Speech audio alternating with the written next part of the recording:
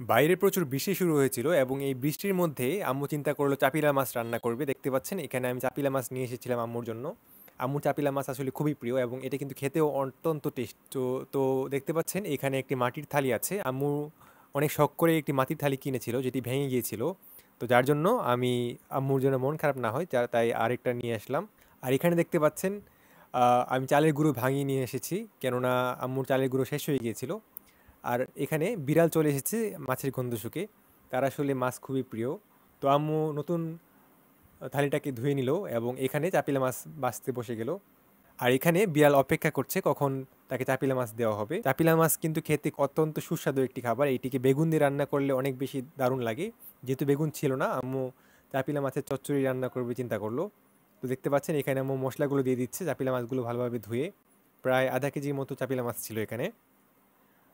তো এখানে কিছুটা তেল দিয়ে দিল আম্মু।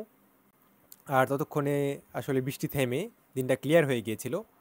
তো এইভাবে আম্মু চাপিলা মাছগুলো ভালোভাবে কিছুটা পানি দিয়ে এবার বসিয়ে দিবে চুলার মধ্যে, দেখতে পাচ্ছেন। তো এইভাবে চাপিলা মাছ এখন আমাদের রেডি। আপনারা তো কিন্তু চাইলে এইভাবে বৃষ্টির দিনে চাপিলা মাছ রান্না করে খেতে পারেন। ট্রাই করে জানাবেন কেমন লাগলো। সকলে ভালো থাকবেন। আল্লাহ হাফেজ।